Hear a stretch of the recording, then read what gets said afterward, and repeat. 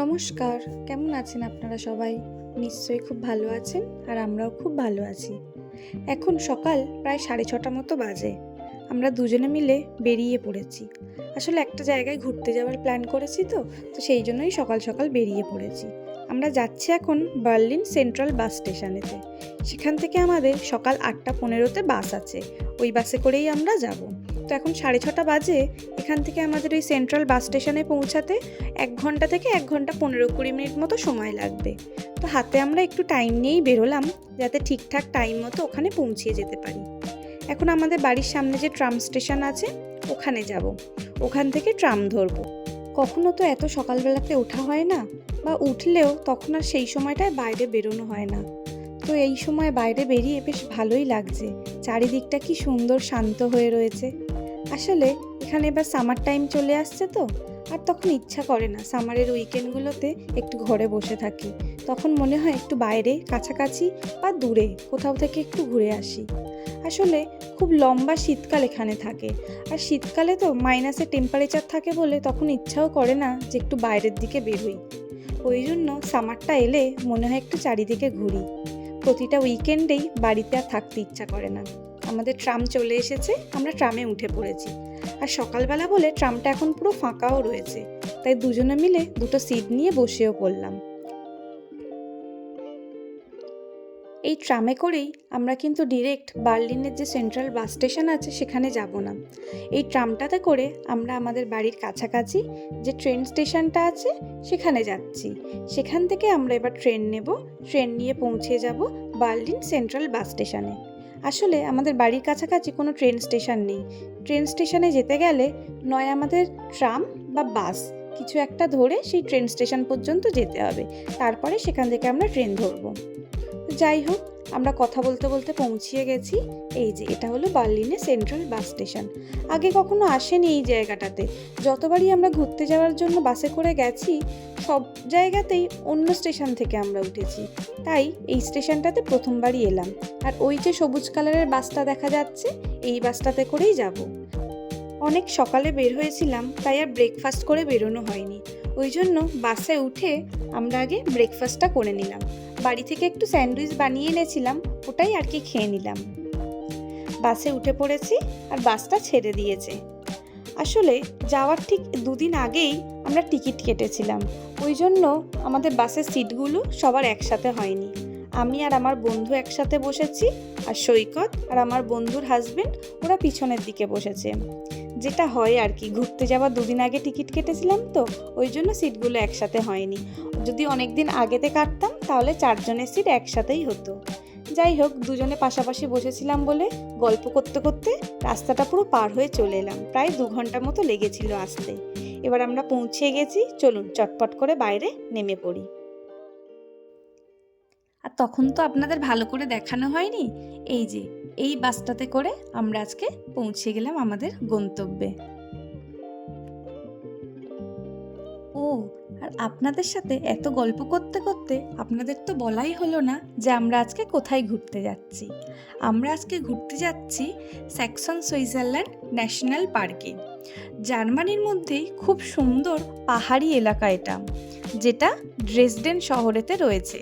আর এই ড্রেসডেন শহরটা জার্মানির স্যাক্সনি রাজ্যেতে রয়েছে। চলুন আপনাদেরকেও নিয়ে যাই সেই জায়গাটাতে। অপূর্ব সুন্দর একটি জায়গা। আপনারাও তাহলে তৈরি হয়ে পড়ুন আমার সাথে সেই জায়গাটা ঘোরার জন্য।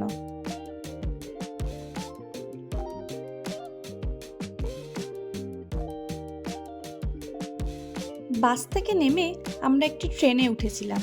সেই ট্রেনে করে প্রায় 30 থেকে 35 মিনিট আসার পরেতে আমরা পৌঁছে গেলাম এই সুন্দর এই জায়গাটাতে। কি সুন্দর পাহাড়ি এলাকাটা, সামনে থেকে যে রাস্তাটা গেছে আর ওই যে দূরে দূরে পাহাড়গুলো দেখা যাচ্ছে। দাঁড়ান, একটু পরে আপনাদের ভালো করে দেখাচ্ছি আরও জায়গাটা। দেখুন পাহাড়ি এলাকাটা কত সুন্দর। আর আসলে আজকে যে ওয়েদারটা ছিল সেটাও খুব সুন্দর। টেম্পারেচারটা ওই 13 থেকে 14 ডিগ্রি মতো ছিল। খুব রোদ ঝলমলে একটি দিন ছিল। আর এই যে নদীটা রয়েছে এটা এলপ রিভার।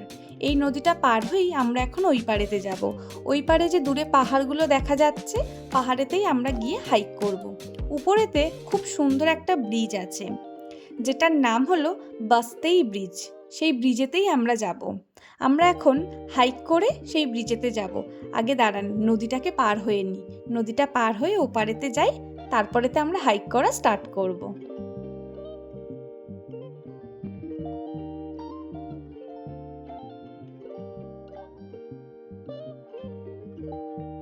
আমরা নদীটা পার হয়ে এপারে চলে এসেছি। আর ওই যে দূরে ওই পারের যে গ্রামটা দেখা যাচ্ছে, আমরা এতক্ষণ ওখানে ছিলাম। ট্রেনে করে এসে আমরা ওই জায়গাটাতেই নেমেছিলাম। কাছে থেকেই যতটা ভালো লাগছিল, দূর থেকেও কিন্তু ঠিক ততটাই ভালো লাগছে। চলুন আমরা এবার সামনের দিকে এগিয়ে যাই। এটাও একটা খুব সুন্দর গ্রাম। পাহাড়ের ধাপে ধাপে বাড়িগুলো কি সুন্দর রয়েছে। আমরা এই গ্রামটার ভেতর থেকে কিছুটা যাওয়ার পরে তারপরে স্টার্ট হবে আমাদের হাইক করা। চলুন গ্রামটা দেখতে দেখতে আরও সামনের দিকে আমরা এগিয়ে যাই। এখানে আসার পর মনে হচ্ছে সত্যি জার্মানিতে সামার আসতে আর বেশি দিন কিন্তু বাকি নেই। চারিদিকে কত মানুষের ভিড় দেখুন, প্রচুর মানুষ ঘুরতে বেরিয়ে গেছে কিন্তু এই সময়তেই এত মানুষের ভিড় রয়েছে। জানি না প্রপার সামারেতে জুন জুলাই মাসের দিকে এখানে কতটাই না ভিড় হবে। আমাদের হাইক করা স্টার্ট হয়ে গেছে, তবে বাস্তেই ব্রিজ যেতে গেলে এখন আমাদের 2 থেকে 2.5 ঘন্টার মতো হাইক করতে হবে। বাট একটুকুনি আসার পরেই আমার যা কষ্ট হচ্ছে, আমি হাইক 2 থেকে 2.5 ঘন্টা কী করে করব বলতে পারছি না। তবে চেষ্টা করে দেখি কতটা যেতে পারি, আদেও আমি একদম উপর পর্যন্ত যেতে পারি কিনা। তো চলুন দেখি। সামনে ওই যে বাচ্চাটাকে দেখতে পাচ্ছেন, কি সুন্দর হাইক করছে, একদম ফুল এনার্জি নিয়ে। ওকে দেখার পরে অবশ্য আমিও বেশ কিছুটা এনার্জি পেয়ে গেলাম। চলুন আমিও এবার তাহলে হাইক করি। বাট ফার্স্ট টাইম হাইক করার সময় যে কষ্টটা হচ্ছিল, কিছুটা হাইক করে আসার পরেতে অতটা কষ্ট কিন্তু এখন আর হচ্ছে না। আমরা বেশ কিছুটা অনেকটা পথই আমরা হাইক করে চলে এসেছি। ওই যে দেখুন নিচেতে আমরা অনেকটা উপরেতে চলে এসেছি।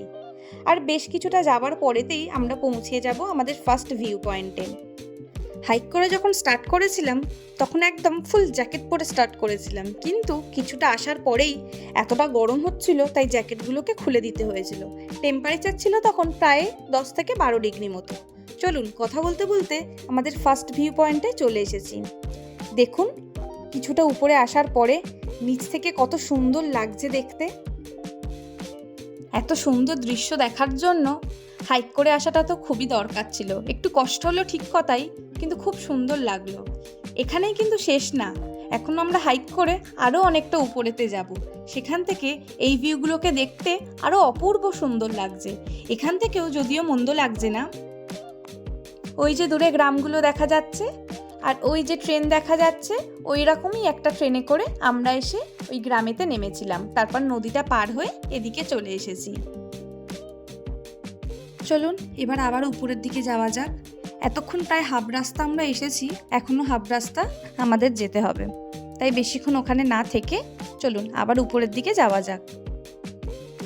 আর এই রাস্তাটা ছিল অত্যাধিক পরিমাণে সুন্দর।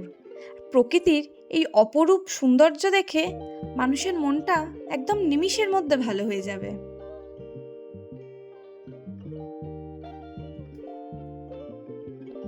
গরম হচ্ছে বলে জ্যাকেটগুলোকে খুলে হাতে নিয়ে দুই বন্ধু গল্প করতে করতে এগিয়ে চলেছি সামনের দিকে। আর একটু কিছুটা পথ গেলেই আমরা পৌঁছে যাব বাস্তেই ব্রিজের কাছাকাছি। এই যে চলে এসেছি। এটা ছিল উপর থেকে ওই যে গ্রামের ভিউটা, যেটা আর একটু নিচে থেকে দেখা যাচ্ছিল। আর এর অপোজিটেই রয়েছে এই যে রাস্তাটা, এই রাস্তাটা যেতে হবে, গেলেই সামনে বাস্তেই ব্রিজ। বাস্তেই ব্রিজ হলো স্যাক্সন সুইজারল্যান্ডের মূল আকর্ষণ। এই জায়গাটার জন্যই মেনলি সবাই স্যাক্সন সুইজারল্যান্ডে ঘুরতে আসে। এই যে জায়গাটা দেখতে পাচ্ছেন, বহু বছর আগে এটা সমুদ্রের তলদেশে ছিল। সমুদ্রের স্রোতের মাধ্যমে প্রচুর বালি এসে জমা হতো, আর এই বালিগুলো দীর্ঘদিন ধরে জমা হতে হতে স্যান্ডস্টোন বা বেলে পাথরে পরিণত হয়। পরবর্তীকালে টেকটনিক প্লেটের নড়াচড়ার কারণে এগুলো সমুদ্র থেকে উপরের দিকে উঠে আসে। আর বাতাস, স্নোফল, জল মানে বৃষ্টি, এই সমস্ত প্রাকৃতিক শক্তিগুলো ধীরে ধীরে এইগুলোকে ক্ষয় করে, আর ক্ষয় করে এরকম শিলা আকৃতির দেখা যায়। ভাবুন তো কত অপূর্ব সুন্দর না। একটা সময় এই সমস্ত জায়গাটা ছিল সমুদ্রেরই তলদেশে। আর ওই যে দূরে দেখা যাচ্ছে ওখানে যে মানুষগুলো রয়েছে, আমরা এখন এই ব্রিজটা থেকে হেঁটে হেঁটে ওই জায়গাটাতে যাব। সবাই গেছে যখন আমরা ভাবছি আমরা তো এতটা রাস্তা চলেই এলাম, চলুন ওই রাস্তাটা থেকেও তাহলে ঘুরে আসি, ওই জায়গাটা কেমন হয় সেটাও একবার দেখে আসি।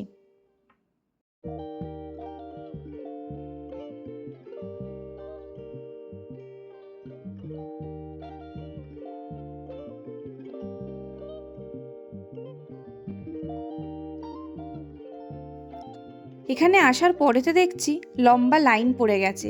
আসলে এখান থেকে সিঁড়ি মতো করা ছিল উপরেতে যাওয়ার জন্য, আর এই সিঁড়িটা ছিল খুবই সরু মতো, তাই মানুষরা এক একজন করে লাইন দিয়ে উপরেতে উঠছিল। এই আসার পরেতে ভিউটা কিছুটা এরকম ছিল। ওই যে দেখা যাচ্ছে ব্রিজটা, একটু আগে আমরা ওই ব্রিজেতেই ছিলাম। ওই ব্রিজটা থেকে এতক্ষণ আমরা এই জায়গাটাকে দেখছিলাম, আর এখন আমরা এই জায়গাটা থেকে ওই ব্রিজটাকে দেখতে পাচ্ছি। হাইক করে কিন্তু আমরা অনেকটাই উপরেতে এসেছি। আমি তো প্রথমে ভাবতেই পারছিলাম না যে আমি এতটা আসতে পারবো। তারপরে যখন দেখলাম যে সবাই আসছে, আমি একাই পারবো না, ওই জন্য মনে জোর নিয়ে চলে এসেছি। আর এতটা রাস্তা এলাম, সারা রাস্তাতে কোথাও একটা খাবারের দোকান দেখতে পাইনি। ওই জন্য বাড়ি থেকেই আমি একটু চিকেন বানিয়েছিলাম, আর আমার বন্ধু ফ্রাইড রাইস বানিয়ে এনেছিল। তো সেটাই আমরা একটা ফাঁকা জায়গা থেকে বসে খেয়ে নিলাম। এত ভালো লাগছিল পাহাড়ের উপরেতে বসে বসে ফ্রাইড রাইস আর মাংসটাকে খেতে। চলুন, খাওয়া হয়ে গেছে, আমাদের যেগুলো দেখার ছিল সেগুলোও আমরা দেখে নিয়েছি, এবার ফেরার পালা। বাট আর হাইক করব না, এখান থেকে কিছুটা গেলেই আমরা বাস পেয়ে যাব। তো বাসে করেই আমরা এখন পৌঁছে যাব ড্রেসডেনের যে সেন্ট্রাল বাস স্টেশনটা আছে সেখানেতে।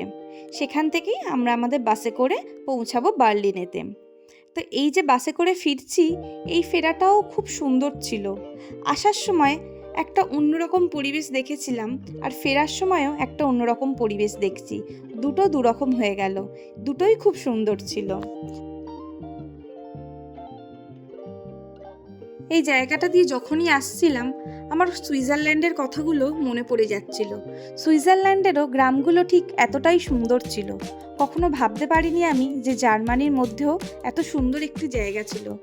যখন জানলাম যে জার্মানিতে এত সুন্দর একটা জায়গা আছে, তখনই আমরা প্ল্যান করলাম, চলো বাড়িতে থেকে কোনো লাভ নেই, ওই জায়গাটা থেকে একটু ঘুরে আসি। এখন ঘড়িতে 4:30-5টা মতো বাজতে যায়। তো আমরা এখন ড্রেসডেনে যাব। আমাদের ড্রেসডেন থেকে আবার বার্লিনের বাস আছে সন্ধে 8টার সময়। তো ড্রেসডেনেতে এসে ড্রেসডেন শহরটাকে একটু ঘুরে নেব। ঘোরা হয়েও গেছে, আমরা এখন হপবানহপে চলে এসেছি। এখান থেকে আমাদের বাস আছে, বাস ধরে চলুন বার্লিনে ফেরা যাক। অপূর্ব সুন্দর লাগলো জায়গাটা, খুব ভালো কাটালাম দিনটা সবাই মিলে। ভিডিওটা তাহলে আজকে এই পর্যন্তই থাকলো। সবাই ভালো থাকবেন, আর ভিডিওটা যদি ভালো লাগে অবশ্যই একটা লাইক করে দেবেন।